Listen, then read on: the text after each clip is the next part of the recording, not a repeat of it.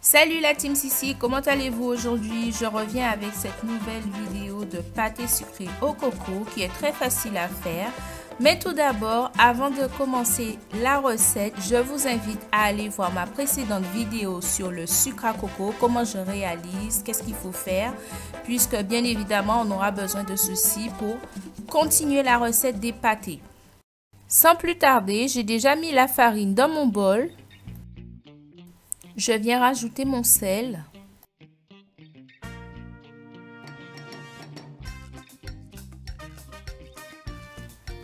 Ensuite, je rajoute le sucre.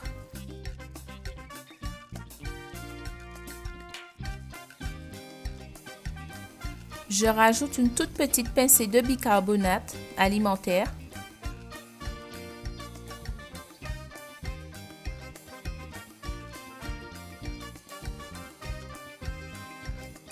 Je viens rajouter une pincée de cannelle.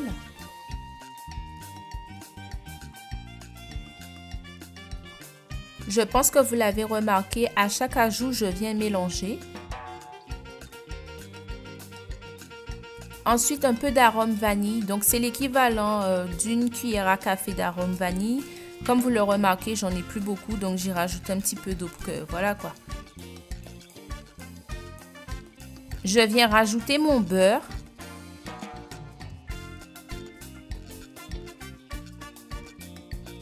Là, je viens écraser le beurre pour le mélanger avec la farine pour obtenir des petits grumeaux pour pouvoir former la pâte tout simplement par la suite. C'est une étape qui va prendre du temps parce que mon beurre, je venais juste de l'enlever du frigo. Il est un petit peu dur, mais je préfère comme ceci pour être plus rassurée. Donc là, vous voyez qu'il y a des grumeaux. Je vais venir rajouter l'eau petit à petit. Je vais venir mélanger pour obtenir une pâte.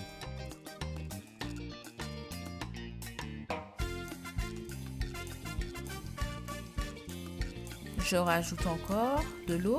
Je vous conseille de ne pas mettre trop d'eau d'un coup pour que votre pâte ne soit pas trop molle.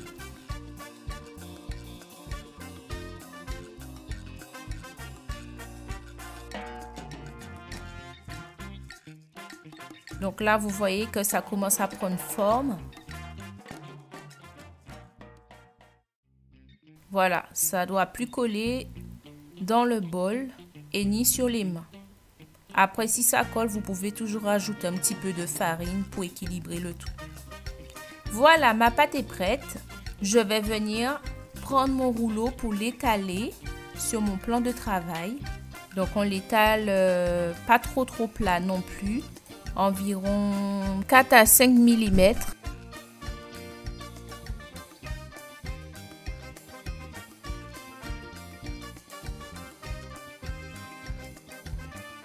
Je vais venir prendre un petit pot, ni trop petit ni trop grand, pour pouvoir former des cercles. C'est ce que j'avais sous la main.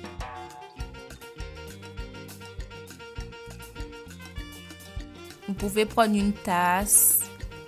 Enfin, c'est en fonction de la grosseur que vous voulez vos petits pâtés. Je vous conseille, avant de faire les recettes, de regarder les vidéos jusqu'au bout et de ne pas hésiter à les regarder dans la barre de description parce qu'on met pas mal d'informations pour vous aider au mieux à réaliser les recettes.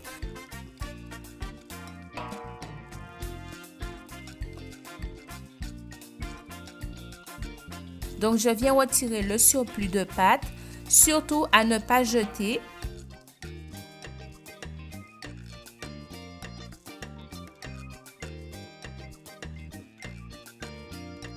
Ensuite, je viens prendre un petit peu de sucre de coco que je vais mettre au milieu sans mettre sur les côtés, sur les bords. Voilà. Comme à l'image en fait, hein, c'est très facile à faire. Donc avec le surplus de pâte, je vais venir l'étaler par la suite sans trop comment dire, je perds mes mots.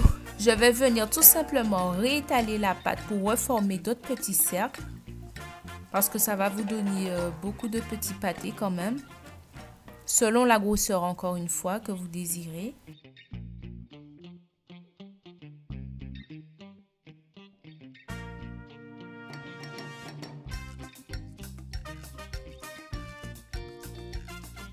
Ensuite, avec mon pinceau, je vais prendre de l'eau et je vais venir imbiber tout le contour pour avoir une meilleure prise sur la pâte pour bien emprisonner le sucre de coco et surtout que ça ne s'ouvre pas à la cuisson.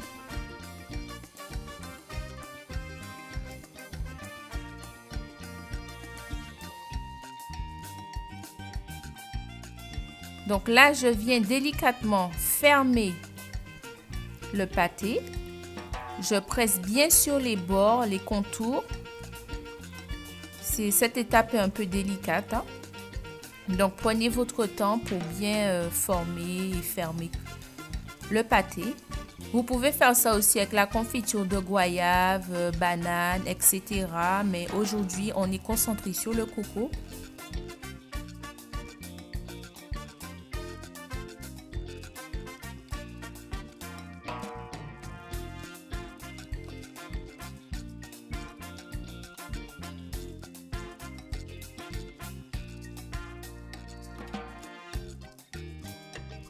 Si vous désirez que je vous fasse une vidéo sur le sucre à coco à tête rose ou à tête vert, pour les Antillais, vous connaissez, hein, c'est tout blanc et il y a une petite pointe soit rouge ou vert ou jaune.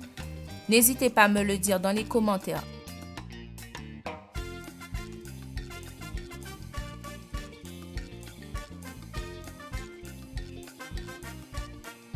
Ensuite, avec ma fourchette, je vais venir faire des petites entailles tout autour pour bien emprisonner le sucre de coco, que je sois sûre qu'à la cuisson ça ne s'ouvre pas. Je vais faire ça sur tous les petits pâtés, donc ça donne des demi-lunes.